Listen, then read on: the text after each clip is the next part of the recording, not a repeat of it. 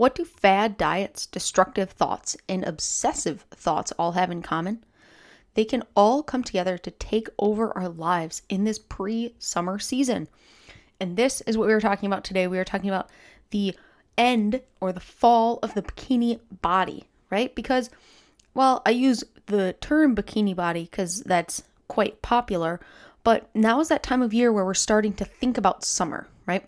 The backyard parties, barbecues, days at the beach, and safety permitting, the family and friend get-togethers we missed out on in 2020.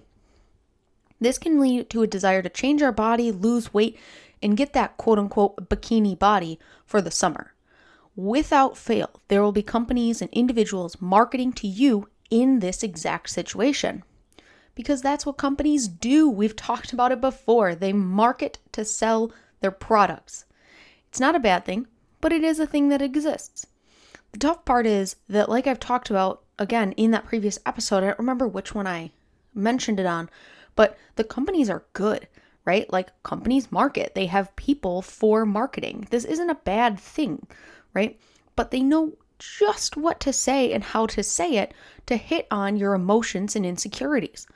And this is a good thing, because if it's a product that you need or that will help your life, they will deliver that product to you, right? That's what marketing does.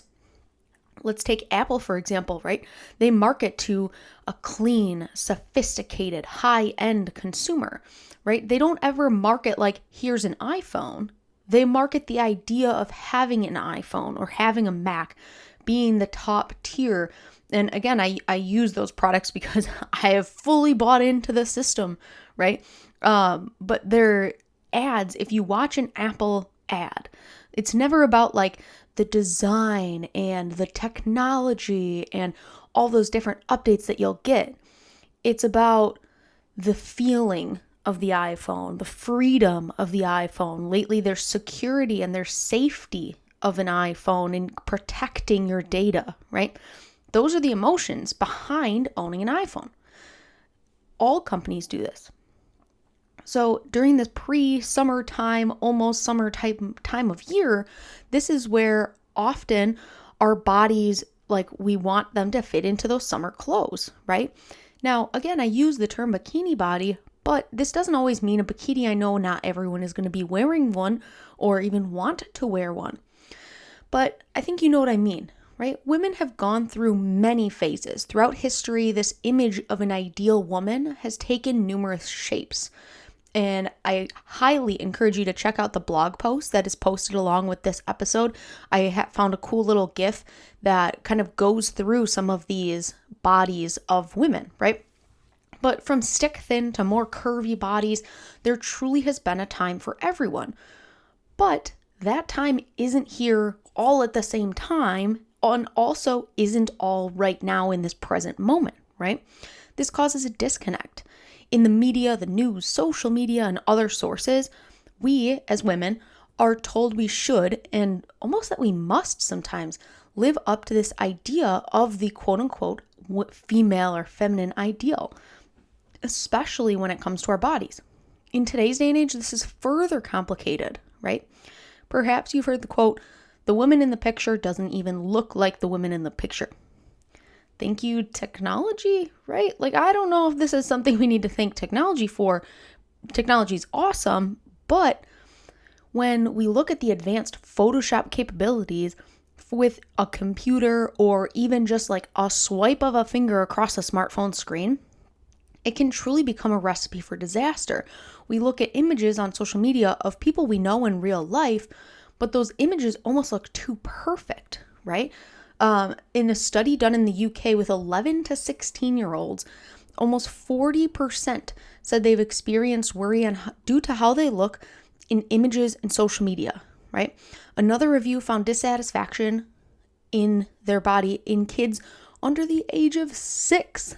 Now, the second study did vary wildly due to how they tested and how young the kids were, but I know that I have seen many other studies as a result, right? I'll try and find some of the other ones and link them in the article, in the blog post, so you can check them out there. But this is crazy. Like, it's freaking insane. I can't even imagine this, right? Well, I can't imagine this because I was once between the ages of 11 and 16 and worried about my body. But the fact that kids this young are that consumed, I can't even believe, like, if I had social media at that age when I was growing up, how that would have further shaped my image of my body during that time. Now, chances are none of you listening to this podcast fit these demographics, right? You're likely over the age of 11 to 16, but you probably have kids, grandkids, friends' kids, or other young people. And if not, like I said, we were once all kids, because this doesn't stop in childhood. These beliefs and others that we have during our formative years shape many of the thoughts, behaviors, habits, and other actions that we take in our lives as adults. On top of that, we become aware of the industry and the world, for that matter, who wants to convince you that you are not enough, that you are not capable, that you should eat less, be less, consume less, take up less space. This is bullshit, right? There's no other word for it, because it could not be further from the truth. Another fun fact for you. Did you know that the first diets in the United States, right? They existed in Europe and other places. There's some different anecdotes of things back, but in the United States, many of the first diets and diet products were introduced during the time when women were trying to fight for equal rights. I don't think that that's a coincidence, right? It's hard for me to believe and look at all the evidence and the anecdotes and the stories and the informational news panels and all the things from that time that's a coincidence, because it's kind of hard to fight for social justice if you're hungry all the time. But you're capable of so much more. You're capable of doing so much more, of being so much more. You don't have to exist on this earth in a constant cycle of a weight loss goal, thinking about every bite of food, every calorie you consume, and spending every Monday seemingly starting over. Life is too short. Unfortunately, it's not a flip of the switch that will turn this off. As with many things in health and fitness, it's more like a dial where we'll gradually turn it down. Little by little, as a result of our thoughts, behaviors, and eventually habits, we can take a stand and fight back against these pressures and standards that the media tries to hold us to, right? It takes time, intentional thought, and action to do this. Sounds familiar? Heck of a lot like a lot of other fitness goals, right? And, well, that's because it is. It does take time, and the first step is recognizing the presence of these ideals in our everyday lives, seeing them on social media, in person, making a mental note of comments and conversations. So what can we look for and do to start to turn down that dial? That's exactly what we can do. We start to notice the language that puts one body type above another or below another. Comments about burning off food or earning that dessert at the end of the day due to our workouts. Noticing how perfect social media images and images on TV may appear as we scroll or watch. Once we notice, start to question. Ask what they mean, if they're real. What is the deeper meaning behind them? And any number of other questions that we may have about them. Quick tangent here. I was having this conversation with a member, and she had asked my opinion on a celebrity or author, if you want to say, who has spoken about health and fitness. And while he seems to know a lot and he collects a lot of information, he doesn't have really any formal education or certification in health, fitness, coaching, etc. We talked, and during our conversation, we got onto the topic of questioning. I think this is an important and often overlooked skill and habit to have, but it's so important to question everything, right? In health and fitness and beyond. But let's just take health and fitness, since that's kind of what we focus on here in this podcast, and even nutrition, I would group that in with that. There are many things that seem too good to be true, right? And often if they are, and they appear to be too good to be true, they kind of might be too good to be true, even sometimes to our dismay. At Unity, one of our core values is to start with why. And it's also a widely popular book that I would recommend by Simon Sinek.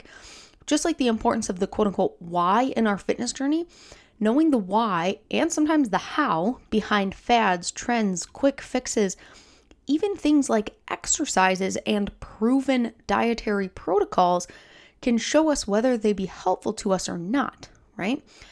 I even encourage people, like, if you have a question about anything that I say, ask me why, ask me how, like, get to know those deeper reasons. I'm not above the questioning either.